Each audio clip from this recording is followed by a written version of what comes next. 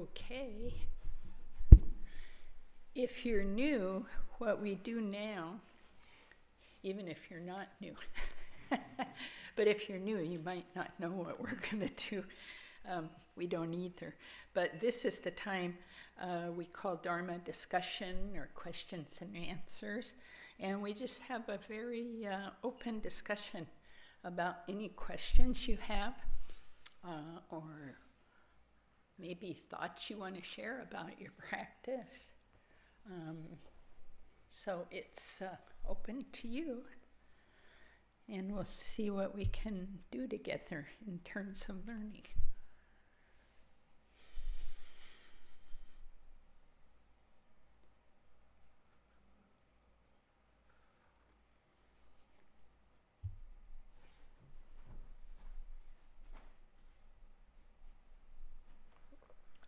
Oh, before we start, I wanted to say that we're just beginning to use this box in the back of the room with questions for either Dharma discussion, written questions, or written questions to the board or the program council, because we're just trying to open more lines of communication and realizing not all people probably feel comfortable throwing themselves to the lions just verbally in a group. So if you have a question, you can write it, put it in there, and we'll get it answered probably not that night, but maybe the next time you're here. So feel free to make use of that too. Yeah, Matthew.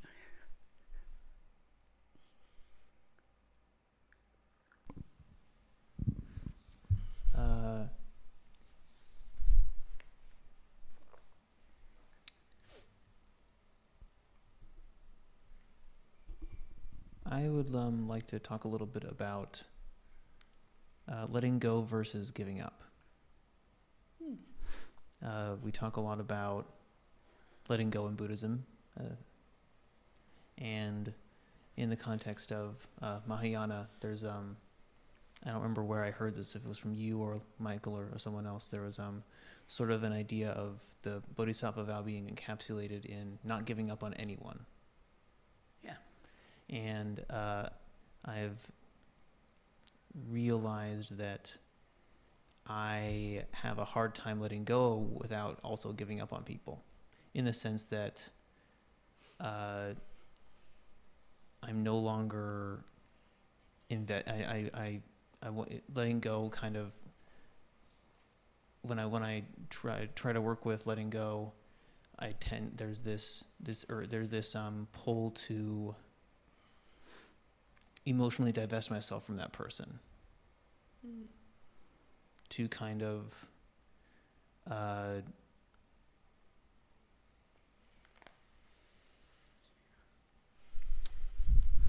put space between myself and that person to the point where I'm no longer concerned about them. Oh, yeah. Or I don't want to be concerned about them, because that's what that's kind of there's this impulse to do that when I'm working with, like, letting go of expecting people to do what I want them to do, or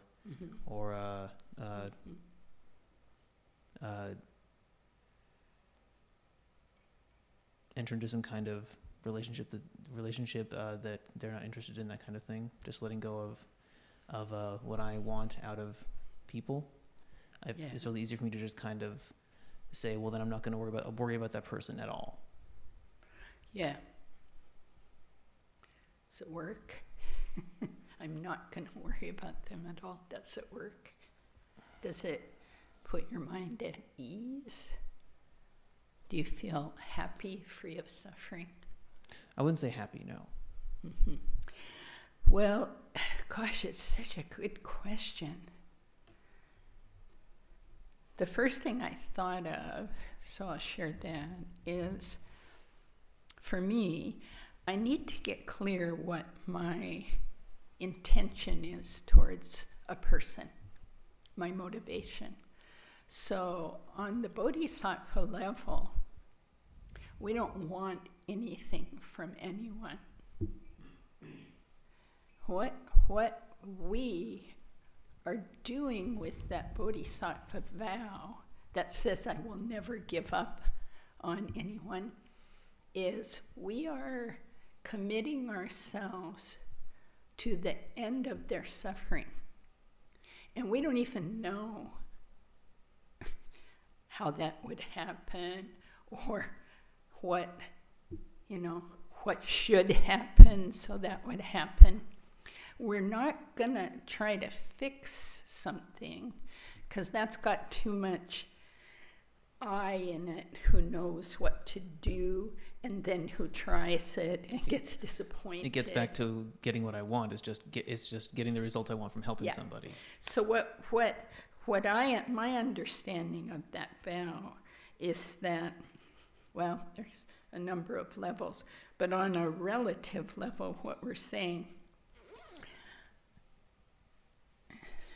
what I wish for you is freedom from suffering, and I wish for your happiness, and therefore I wish for your enlightenment.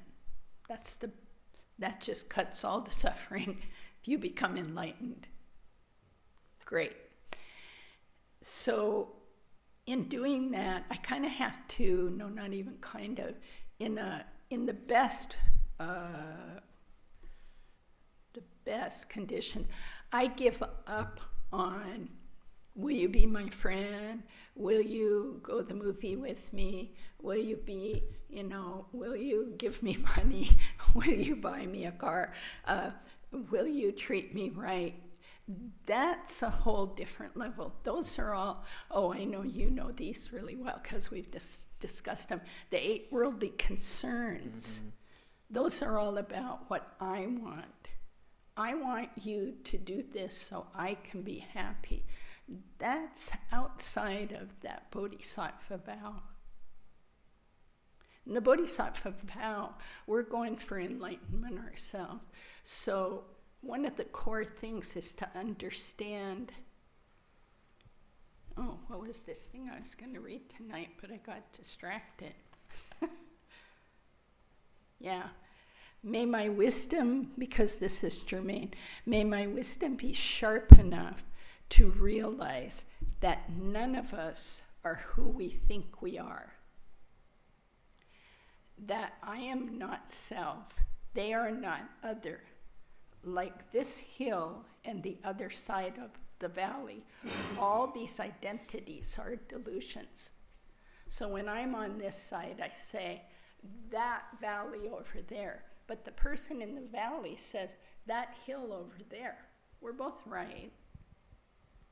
But nobody's more right than the other. And we're only right on a relative level.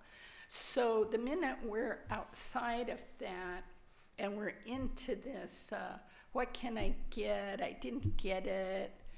I've lost, we're into the suffering. So that's the letting go is letting go of my 8 worldly concerns related to you.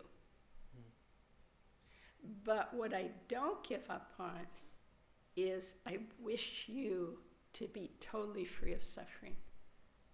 That's my most important relationship with you.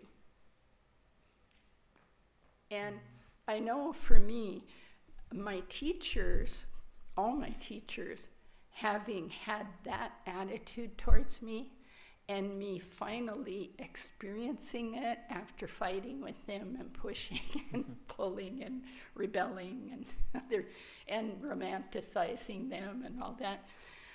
When I came to understand or could clearly see in moments, that's all my teacher wants is my enlightenment.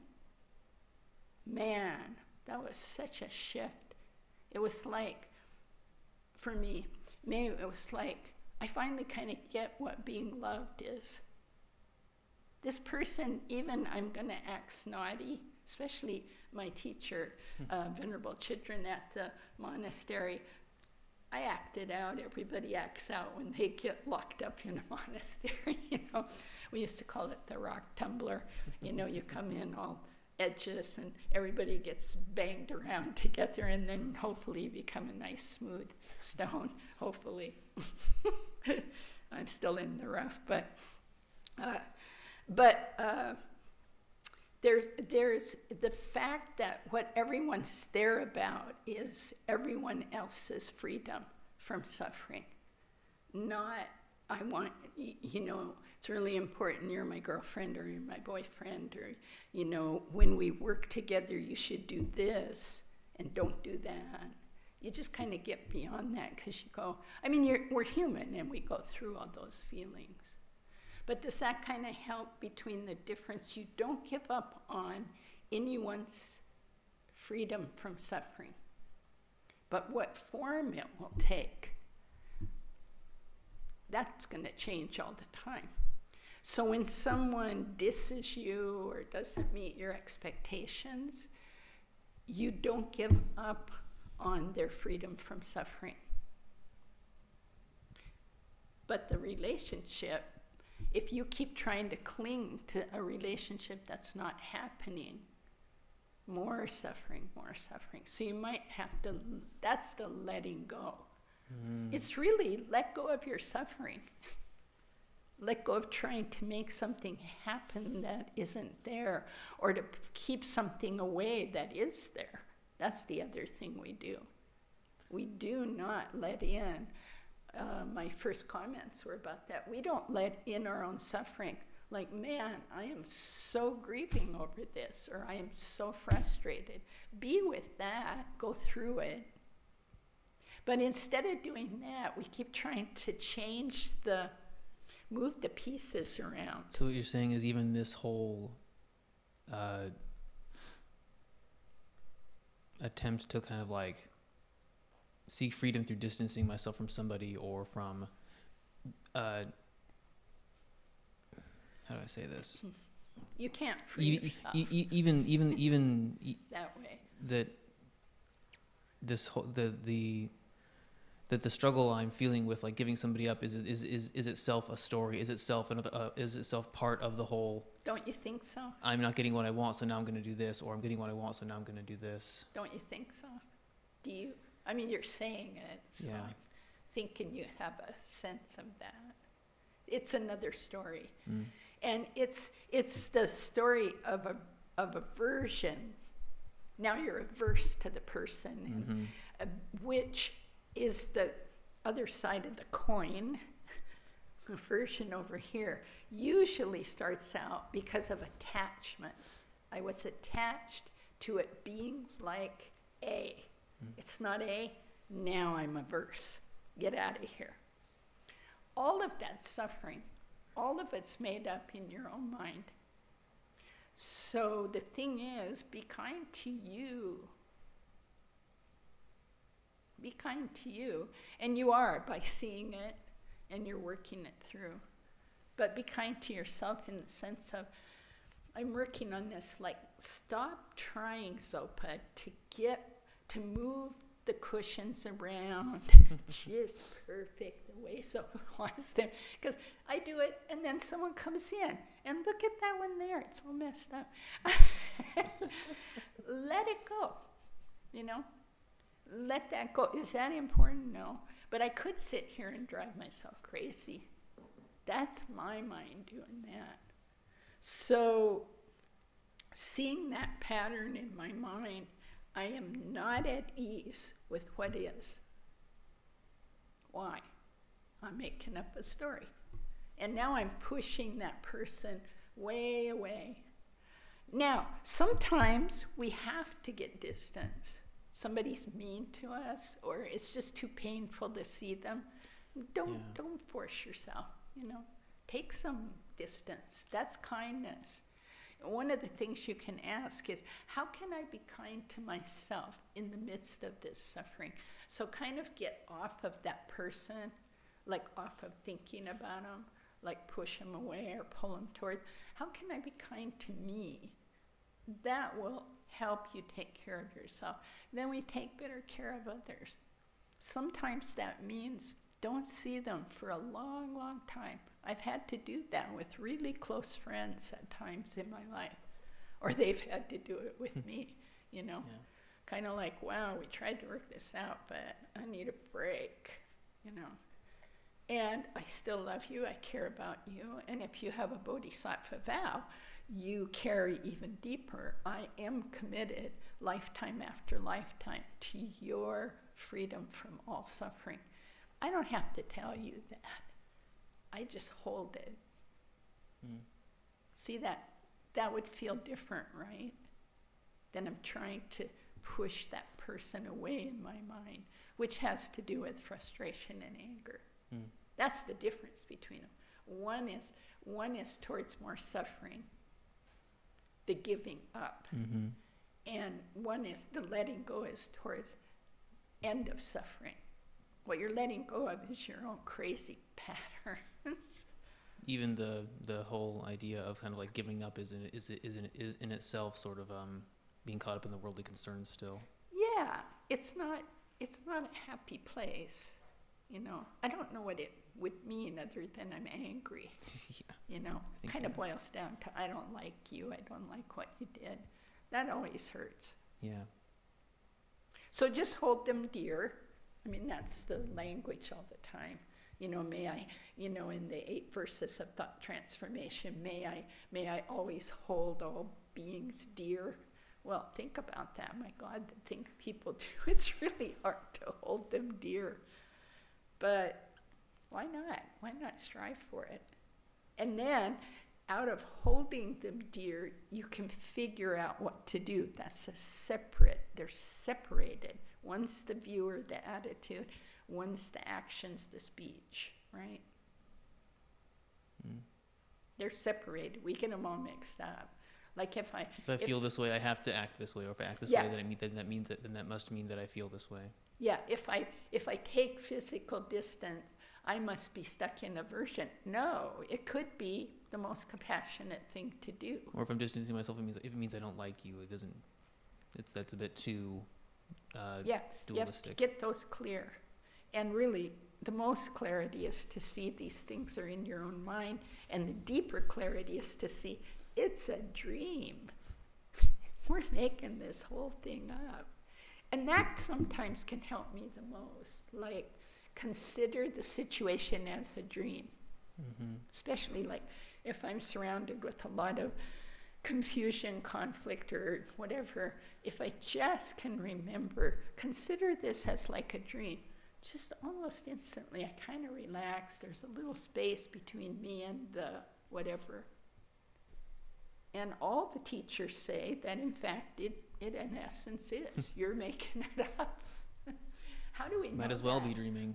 Because the same situation, like even right now in this room, every single person is having a different experience. And if we stopped and we could plug into each person's mind, one's going, oh, this is interesting. So one's going, I'm so tired, I just want to go home. One's going, oh, my arm hurts. Other one's going, this is fascinating, really helpful. Others going, I've heard all this, you know? And it's the same room, but it's our minds, our patterns, our karmic patterns. So we just have to spot them and work on them. And you're doing that by bringing that question. It's a really interesting question. I would encourage you to keep thinking about the difference. What's your motive in each case? Have you forgotten your bodhisattva vow? You know? If the goal of the bodhisattva vow is to never forget it. Yeah, one of the parts of the bodhisattva vow is don't forget you're trying to be a bodhisattva. And then we do. But that's why we have practices of purifying, you know, because we all forget all the time till we're, you know, 8th, 9th, 10th level, maybe, you know, somewhere in there. Okay? Thank you. Thank you. Yeah. Anything to add, Dora? Any thoughts? I thought that was really good, but and just my little test, just the simple test of am I abandoning anyone? It would be if I'm doing the prayer about bodhicitta, and if I just light my attention on this person, that person, this person, that person, if there's anybody that I light on that I am not wishing them well, or actively, or making a blank there, or making or kind of wishing the opposite, that's a time to look harder. No, that person, okay, at least when they were a little baby, they were probably lovable, or whatever. But anyway, do something to actually recognize that, no, even that person, that person, that person. So just that kind of, just as Zopa was saying, in the mind, to not excise anybody from our bodhicitta motivation. Yeah, thanks. That's good.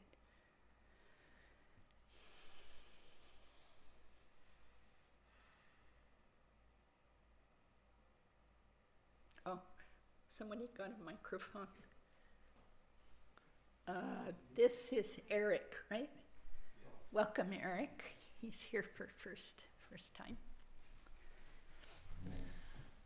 Hey, so I was just curious about the calm abiding practice, and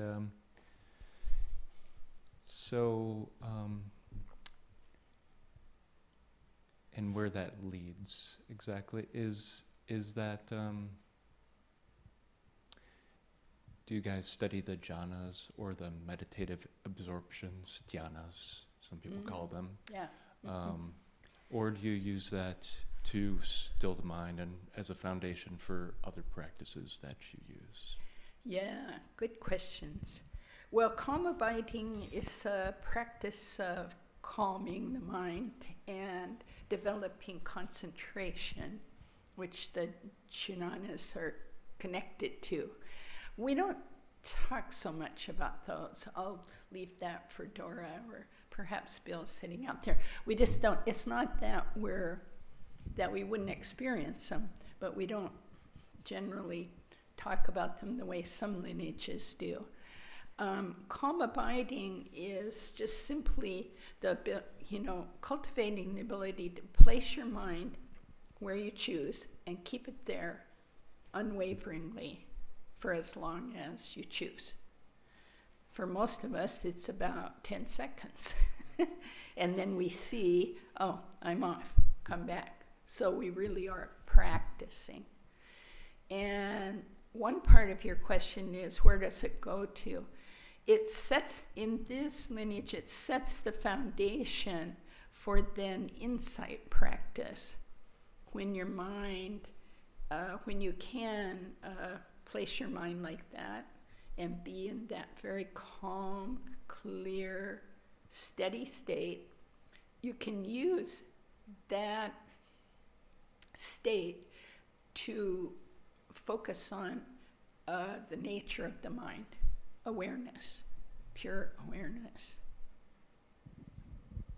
And that experience is somewhat indescribable, pretty much totally indescribable, because it's an experience. So it's going to be beyond words.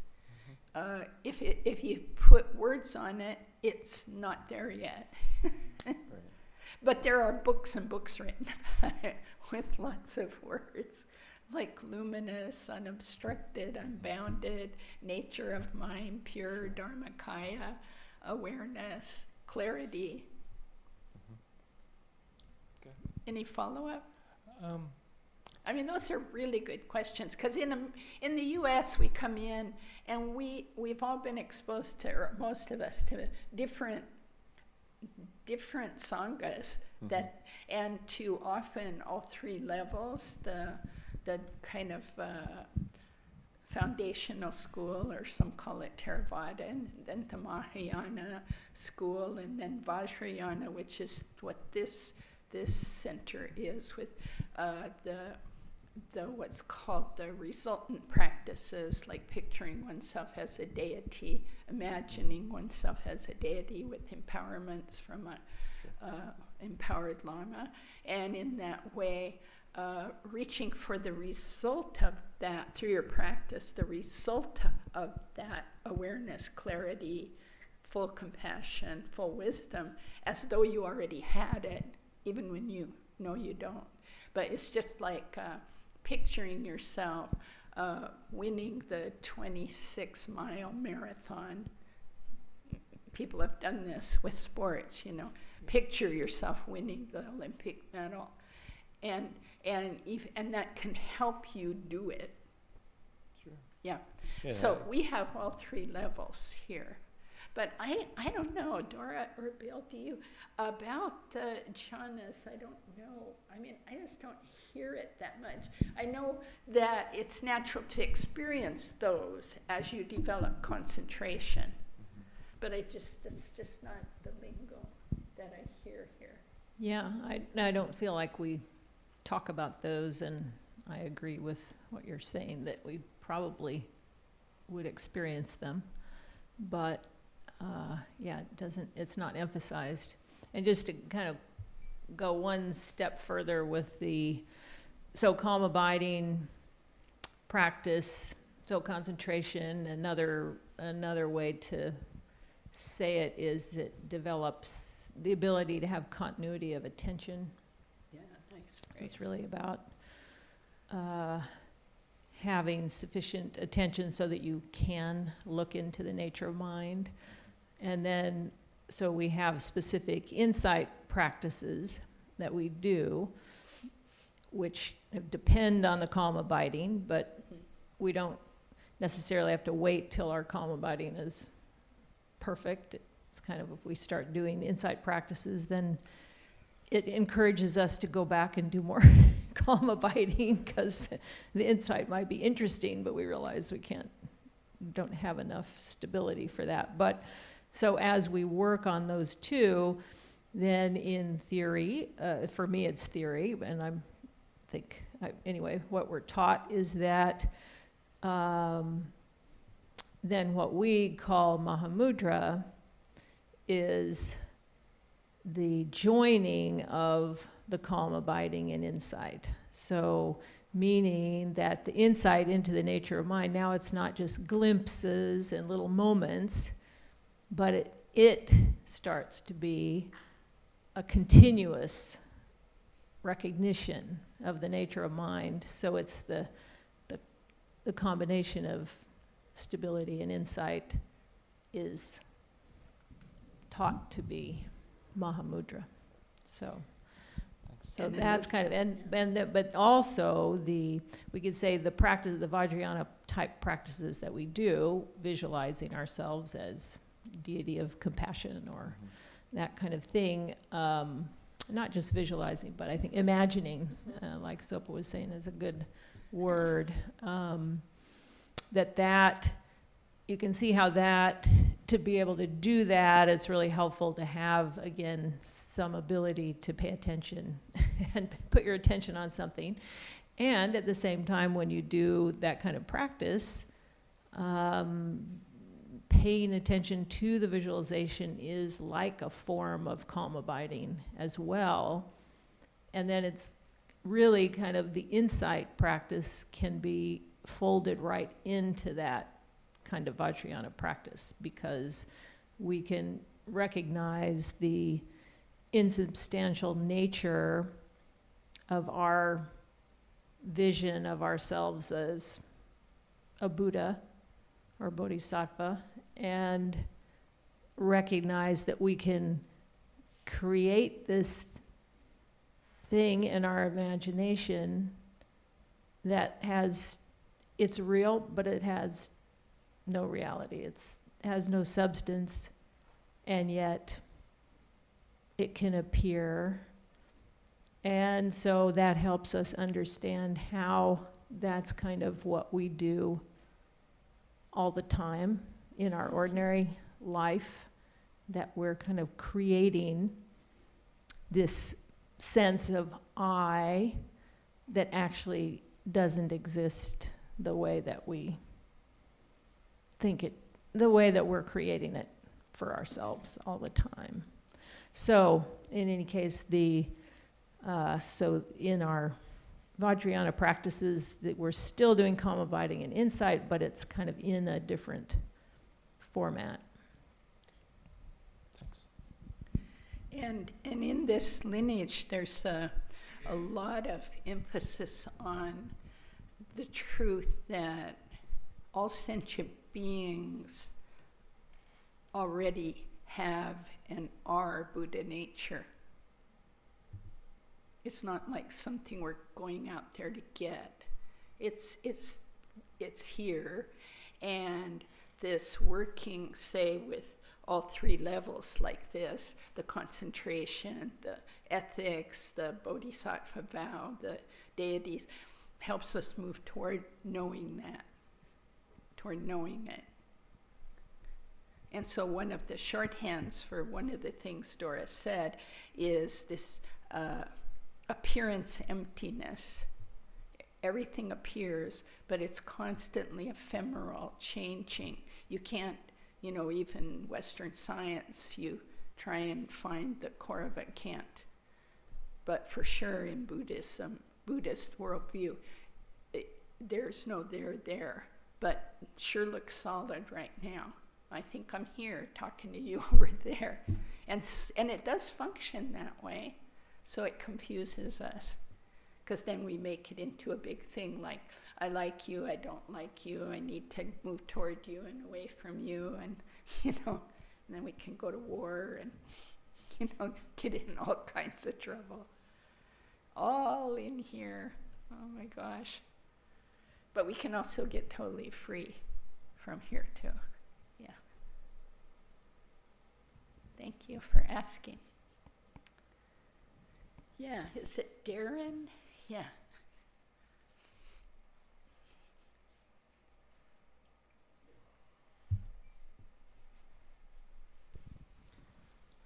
So I was kind of curious about maybe like the order of practice, or like how that kind of like proceeds, like from like calm abiding, and maybe a little bit about the like foundational practices too, like the Nundra or something like that. If you could. Oh, yeah. So you mentioned calm abiding and Nundra. And you mentioned foundational practices. There's a whole arc in almost every tradition of practice. So I think that's what you're saying. Like if you started out in a Kagyu center like this, what would, where are you going? And we have a bookstore. They're full of books right through that sliding door that describe that arc. But the calm abiding practices, or the practice of calm abiding, seems to be shared by every Buddhist tradition. The Theravadins, the Zens, the Tibetans, the Chinese, everybody. We have to be able, there's kind of an understanding, if you can't control the mind at all, just continue suffering. So calm abiding is calming down that wild elephant, tying it to the post is one of the metaphors, So that's the like getting it so I can calm it down, And we put that in the framework here of the 4 thoughts that turn the mind, which have to do with impermanence and having the precious opportunity, but it's not going to last. Acknowledging death, acknowledging constant change, karma, the importance of having good ethics, because if we don't do that, we'll never calm down. You just can't calm down after going out and doing wild things. I definitely know this. And where karma and what? Yeah, oh yeah, the suffering. suffering, I already talked about that. Yeah, the suffering of this mind that creates the I, the separation, pushes away, grabs at. This is the cause of it. So we put that, and then we have another very foundational practice here of the 4 immeasurables: loving kindness, compassion, equanimity, joy. So, you know, contemplative meditations on those, reading on those. And then we move into the Vajrayana. The Nundro's more setting, it's the special preliminaries to Vajrayana practice.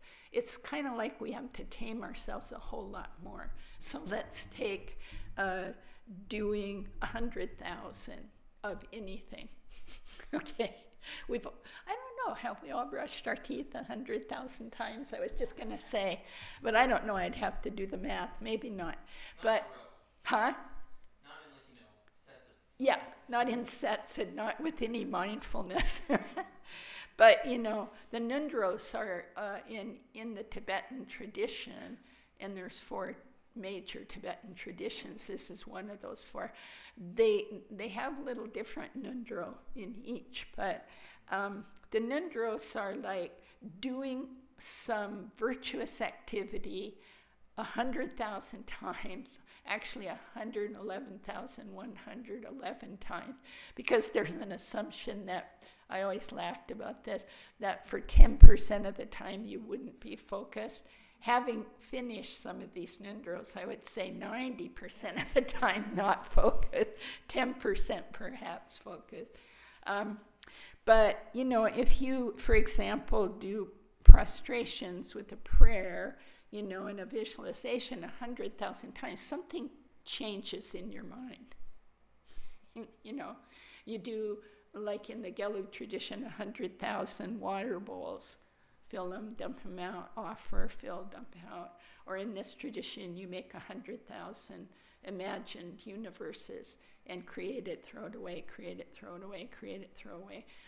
And the mind begins to shift. And so that's what these are designed to do. They're called still preliminaries on the way to, what, full awakening, on the way to, you know, realizing we are deities. We are fully compassionate, fully wise, but we have to, evidently we need to do these kind of something that wakes us up, because our ignorance, and I experienced this, I've practiced about 24 years now, not very well the first, well, most of it, but I say 24 years. I've tried. That the ignorance is so thick about actually fully claiming and living within our full Buddha potential. It seems we're so patterned away from that, that all these practices are intended to break through like that. Does that make sense? You know, and so some of them are very rigorous, vigorous, and not everybody's going to do those, you know, in this lifetime. Some are not even going to be attracted to them. That's okay too. All that matters is that we make some kind of progress lifetime after lifetime, because in the Buddhist worldview, time is, I mean, beginningless and endless. We're not even like in the middle somewhere, you know, like am I in the middle? How do you get in the middle of eternity on both sides? Where would that be? Time is also ephemeral. Try to find a moment. I mean, really hold it up, pin it down, use a scientific method, you know. Whoops, gone. Whoops, gone again. Whoops, already gone.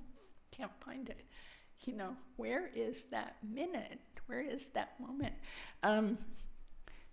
So we have all this time, and we try to balance that view with not then getting lazy and going, well, I've got eternity, so I'll watch some more movies, more Netflix. you know, but also not driving ourselves to where we become averse to the practice, which can happen with people. You know, it's all about too loose, too tight. And who knows that? Mostly you.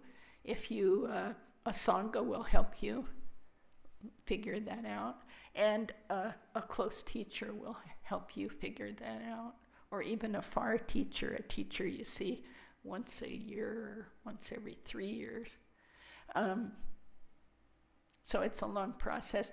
The other thing I can think about that I think is important to say is, in the Tibetan Buddhist tradition, there are 3 main practices for everyone. So the first one is hearing the Dharma. So we hear through this, we hear through books, we hear through the website, the internet.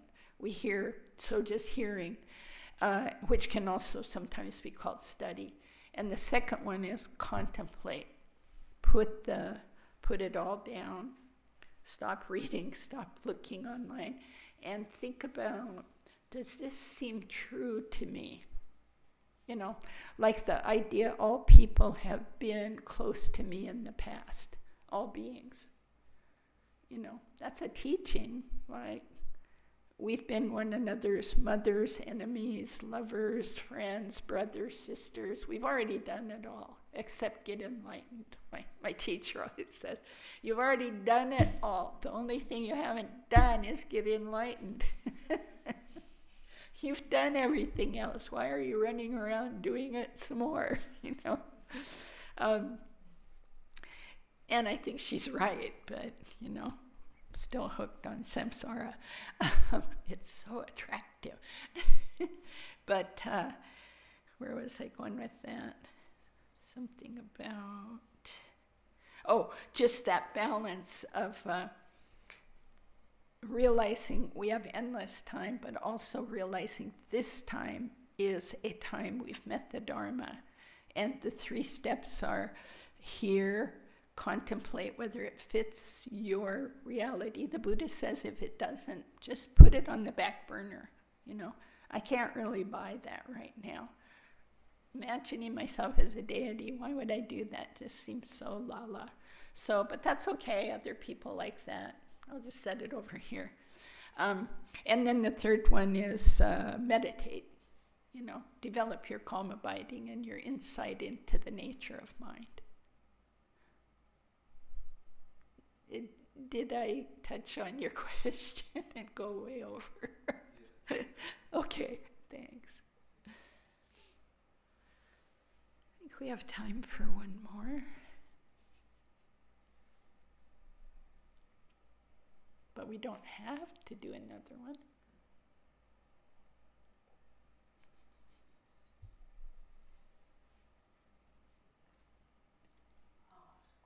Yay, good, isn't it?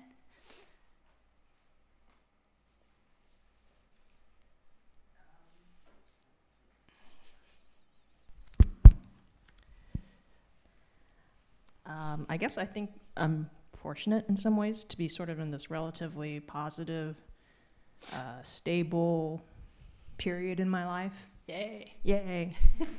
It won't last. I know. I do meditate on that. Enjoy and contemplate it the now. impermanence of that. Good, good. But I guess and maybe as an adjunct to that, I'm wondering when I do hear, witness the suffering of others, whether it be on our KCC email list or other venues of information and news, I guess I don't necessarily, how would I deepen my contemplation, understanding of that? I kind of feel like it's sort of superficial because I'm not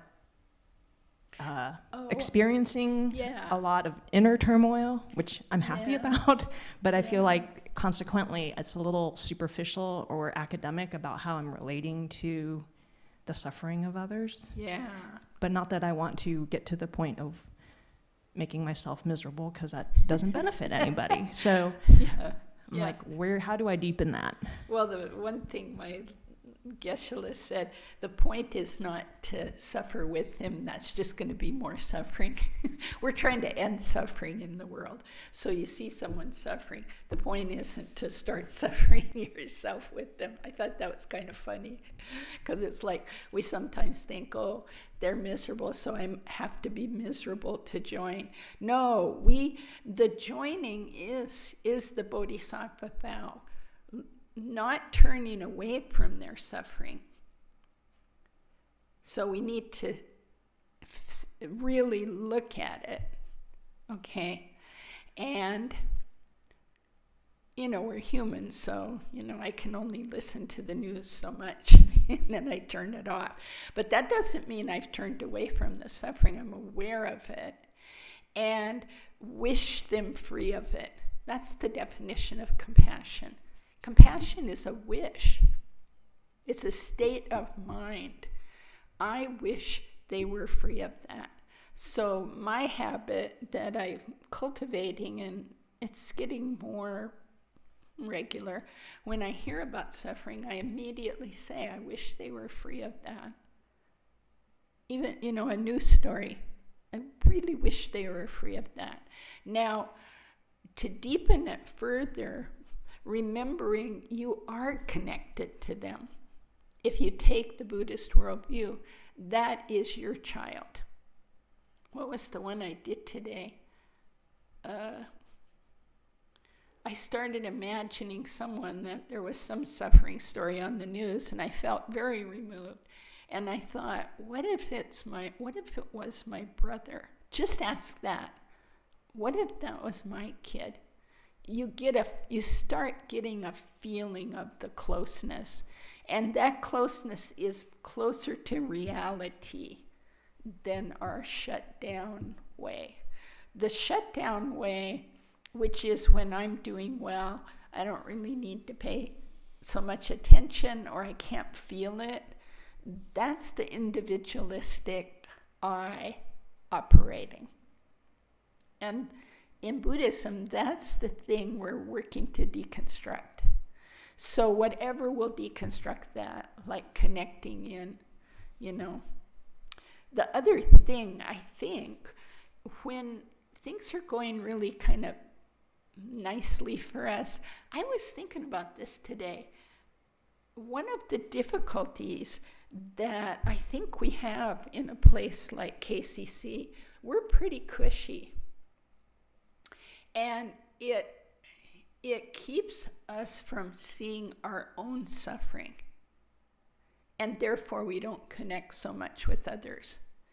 So it's kind of a special suffering of kind of middle-class, comfy Americans, And I was just thinking about it and realizing, what's the way in? One way in is you have to deeper see your own suffering, even while things are going temporarily, and that's an important word, okay? You are still aging without any control. You are headed towards death. Yeah, just going like this. You are headed towards death, and no one's going to stop that. There's some date out there. And you're gonna die. You're gonna get sick again, like you have in the past, with no choice. You're gonna get hit by a car. It's just what happens with this realm that we have chosen to be in. And it would be good, too, to start looking more. This is the first noble truth that the Buddha taught, looking deeper at your little cravings and your little aversions. Like right now, things are going pretty good, but you can start watching just that lack of ease, that we all have. There's this thing that goes, I watch it. I see my mind hardly ever satisfied. It's like, oh, this is a great meal in the restaurant, but God, we're right next to the fan. Couldn't they turn that down? Or you're in your shower and you're going, too hot, too cold, too hot. too cold. These are all little sufferings. Why? Because the mind is not at ease. It's not peaceful. It's not happy. Always adjusting. This would be perfect if. That's the suffering mind. So I think we don't really, well, I don't really experience peace and joy very much. But if you look at the Dalai Lama, Khenpo Lodro Donyao, people that really have practiced the Dharma for lifetime after lifetime, they're pretty happy almost all day long. And what do they do all day long? Serve others. They wake up in the morning, they start practicing, throwing the merit around the world. Then they go teach. I was just thinking about Lama Zopa Rinpoche. I was looking at his, he's a Gelug Lama, looking at his schedule. He's like 80 and he's flying everywhere. This year he'll fly Singapore and here and there. And my own teacher, Venerable Chidran, spends about 6 months all over the world. And me, I go, wow, I'm too tired to drive across town. The reason they have that energy is their bodhicitta. They have totally turned themselves over and said, my body, my mind belongs to others. I'm just in total joy. Give, give, give. Give more. Joy, joy, joy. It's just amazing. I'm not there, I aspire to be. But does that kind of help? We call our low-level happiness enough. Like right now, I'm doing pretty well. Lama Songtsing, when he put us into 1 year retreat, he said, your best days, he was trying to inspire us to use our time well. Your best days, your happiest days, from the point of view of a freed bodhisattva, look like hell to that bodhisattva. So you see, what he's saying is the kind of happiness we are capable of is so much more.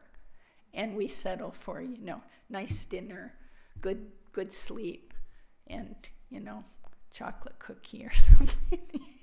So it's really a great question. How do I connect more? The biggest way is see your own suffering. That, most of us are not very happy moment by moment consistently, but we can be through practice. Yeah. So first we have to connect to our suffering. Then we can connect to others more. Thank you. And we need to dedicate the merit and give it away to everybody else. And that way we can be happier, not hoarding. Thank you, everybody.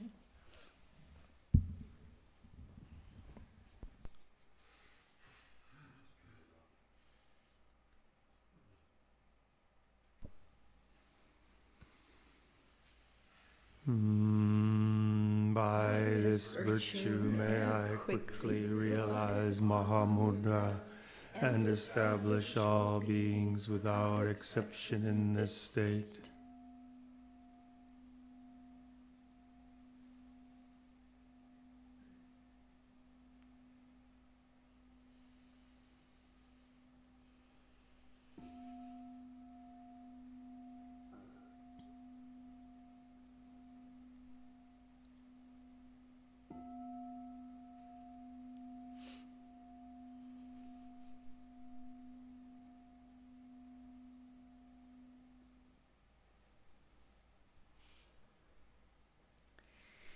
Thank you. Have a good week. And we'll see you soon. Thanks, Dora.